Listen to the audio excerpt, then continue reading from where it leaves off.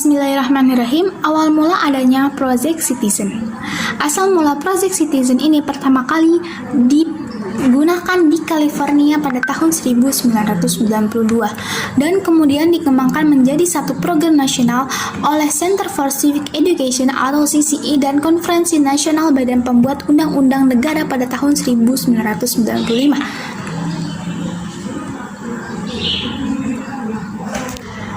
Project Citizen ini digunakan untuk memotivasi dan memperdayakan para siswa dalam menggunakan hak dan tanggung jawab kewarganegaraan yang demokratis melalui penelitian yang intensif mengenai masalah kebijakan publik di sekolah atau di masyarakat tempat mereka berinteraksi.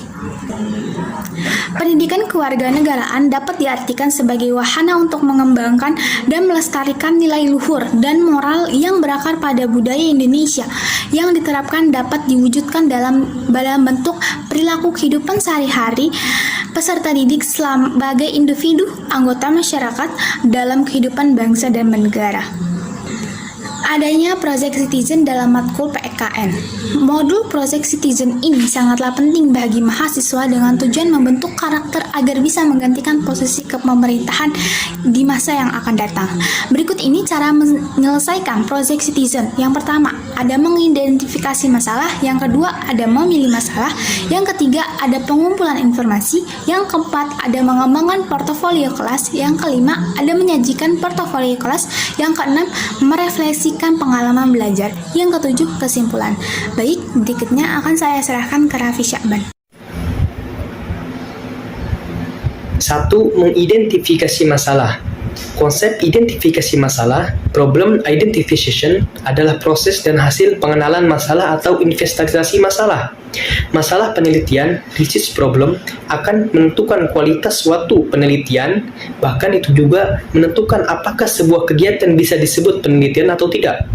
Masalah penelitian secara umum bisa ditemukan melalui studi literatur review, atau lewat pengamatan lapangan, observasi, survei, dan sebagainya. Dan beberapa hal yang dijadikan sumber masalah: bacaan, pertemuan ilmiah, pernyataan pemegang kekuasaan otoritas, observasi, pengamatan, wawancara dan angket, pengalaman, intuisi. 2. Memilih masalah. Daftar masalah berkenaan dengan sikap dan perilaku yang tidak berkarakter.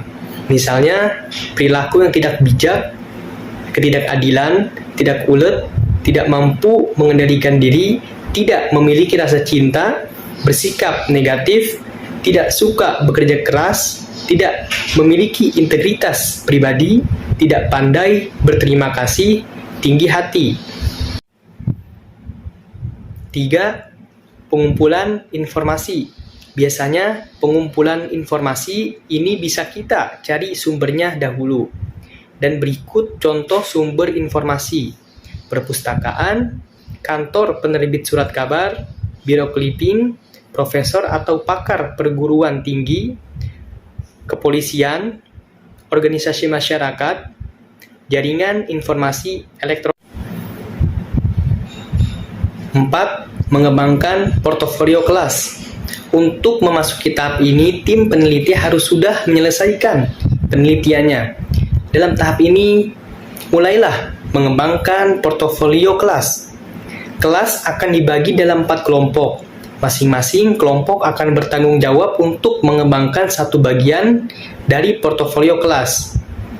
Bahan-bahan yang dimasukkan dalam portofolio hendaknya mencakup dokumentasi yang telah dikumpulkan dalam tahap penelitian. Dokumentasi ini harus mencakup bahan-bahan atau karya-karya seni yang ditulis asli oleh para mahasiswa. Tujuan tahap ini adalah agar para mahasiswa dapat menyusun portofolio kelas, baik portofolio bagian tayangan maupun portofolio bagian dokumentasi, berdasarkan data dan informasi yang diperoleh dari kegiatan penelitian. Baik, saya Megainda Fajaria akan memaparkan materi yang selanjutnya, yaitu yang kelima, ada menyajikan portofolio kelas. Jadi, Dalam menyajikan portofolio kelas itu ada 4 tujuan. Yang pertama itu memberikan informasi kepada para hadirin tentang pentingnya masalah yang diidentifikasi itu bagi masyarakat.